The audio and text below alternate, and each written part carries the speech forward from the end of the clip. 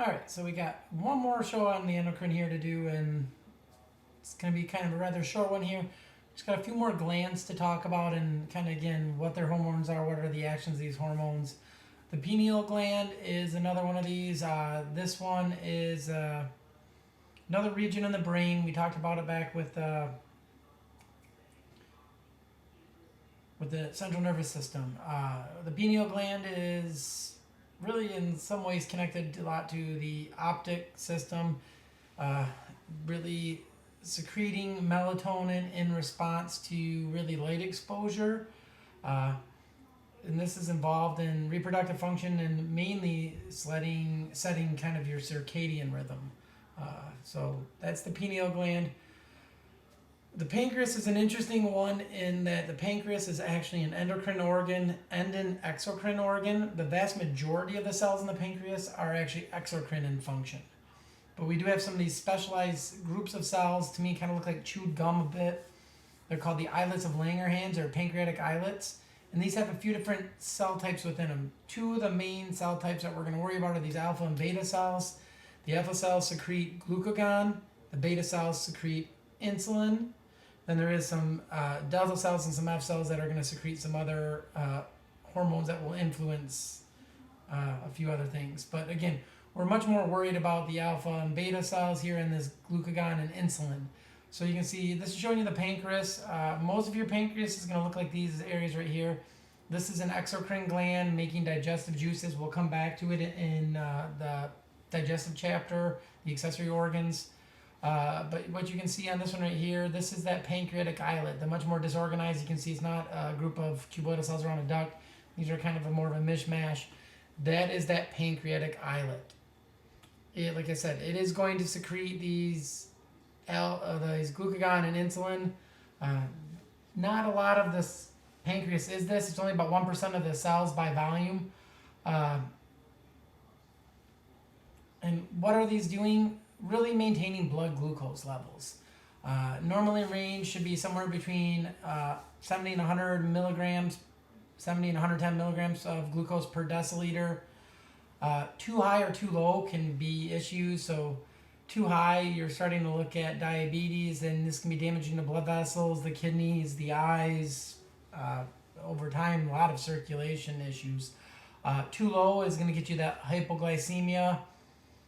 A little bit too low, mental issues in terms of you can be angry, not feel great, have headaches, be lethargic. If your blood glucose levels get way too low, it is fatal.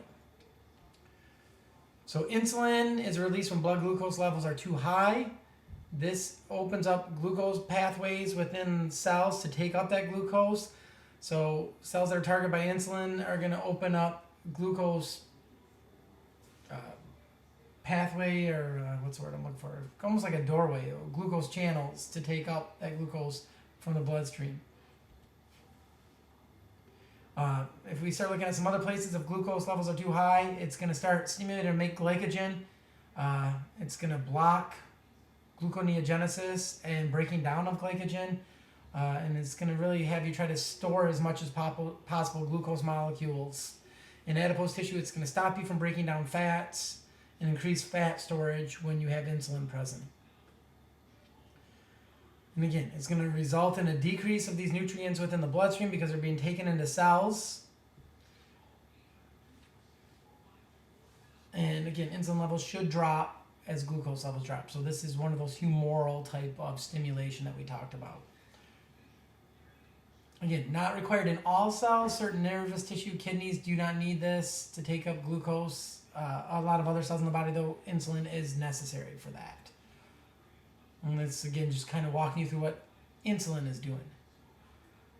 The other one we have is the alpha cells and glucagon. Glucagon is released in response to low blood glucose levels. Again, we talked about how that can be dangerous, but this is going to help you bring those levels back up.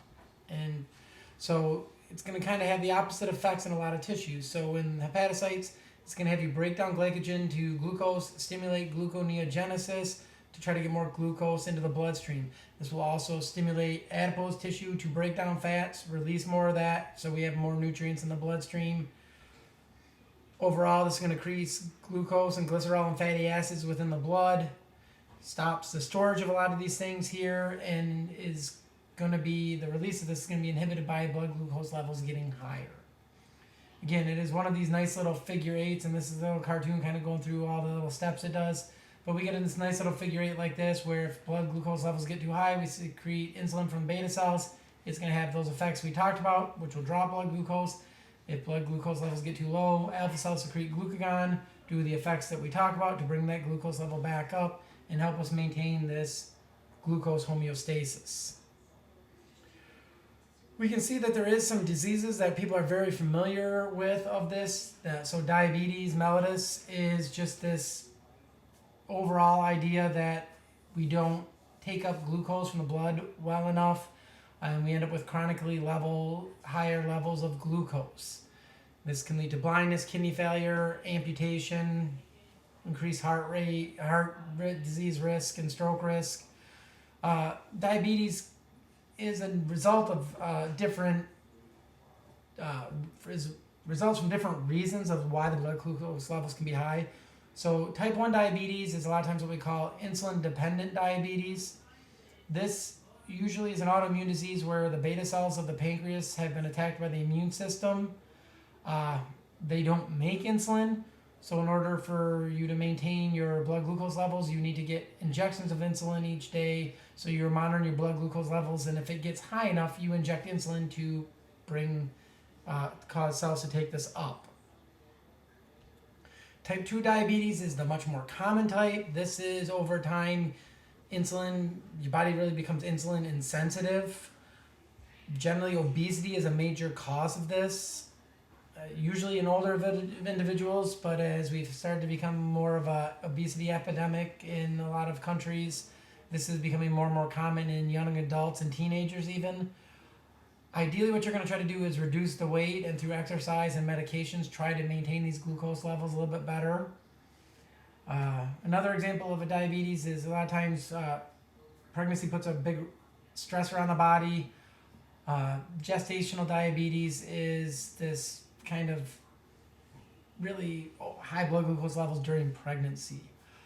What this usually kind of indicates, first off, it can lead to much larger fetuses and issues with delivery of the fetus. But a lot of times if you get gestational diabetes, it means you're at risk of developing type 2 later on in your life, a lot higher risk of that. As I was kind of saying, hypoglycemia is when those blood glucose levels get too low. Really, if you were talking about kind of a normal disease type of thing here, it's usually going to be some type of liver or kidney dysfunction that's going to be causing this.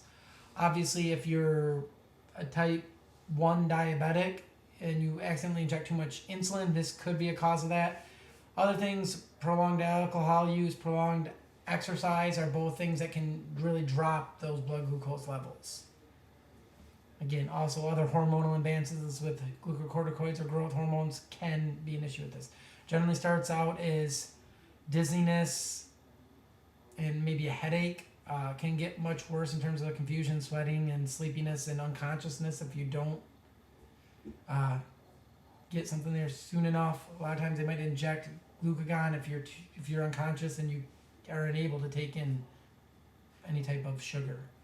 Ideally, anything like this, quick dose of sugar is really going to help that out. A lot of times if somebody overdoses on insulin, a lot of times what they'll try to do is get them a candy bar real quick, something that is going to have a lot of sugar in it to bring that up rather quickly.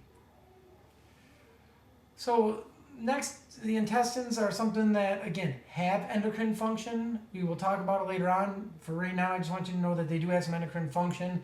There's going to be these things called secretin, cholecystokinin, among a couple other things that are some of these hormones that the intestines can do. The kidneys we will be coming back to, at least we've talked about calcitriol already and how this is brought about during trying to maintain blood calcium levels. Next chapter we'll be talking about EPO and its effect on red blood cell production. That's another hormone the kidney makes. And then in the blood vessels chapter we'll talk about renin and how it activates this angiotensin pathway, which can help with blood pressure regulation. So again, know that the kidneys do have some endocrine function. We will delve into a lot more detail on it in those chapters.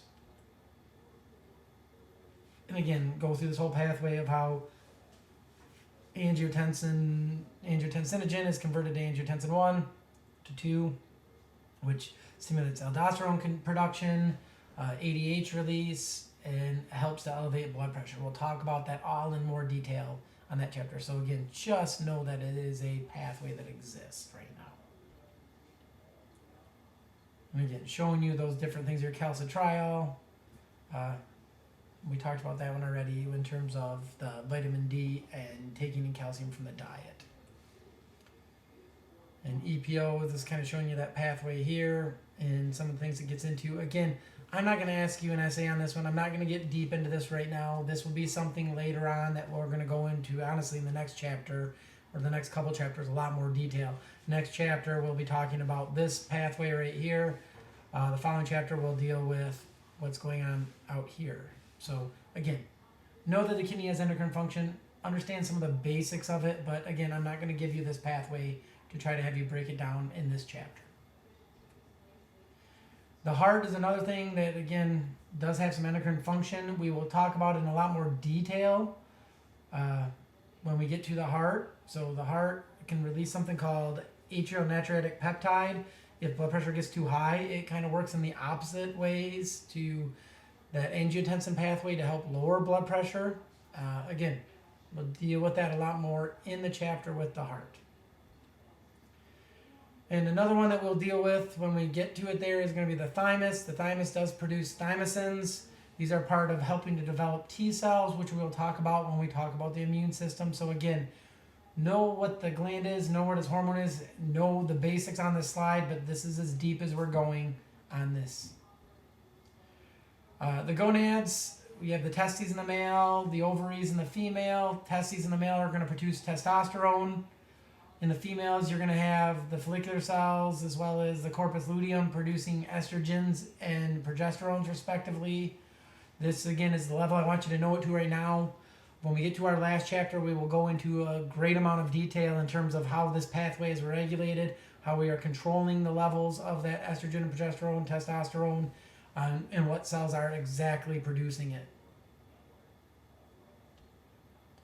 Finally, adipose tissue does have some endocrine effects. Usually should be in terms of insulin sensitivity and appetite feedback. If fat cells are taking up a lot more lipid, they a lot of times will release something called leptin, which should have feedback and make you less hungry.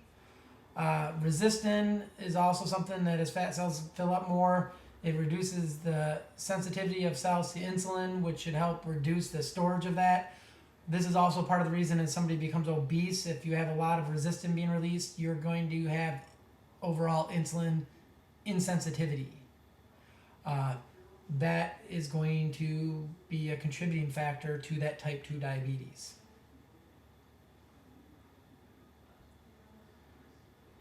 And again, normal development requires a lot of different hormones to function correctly. So this is the interaction of a lot of different hormones. So growth hormone, thyroid hormones, insulin, parathyroid hormone, calcitriol, and a number of reproductive hormones. All these things are necessary to come about at the right times to lead to that normal development through your younger years, through puberty to adulthood.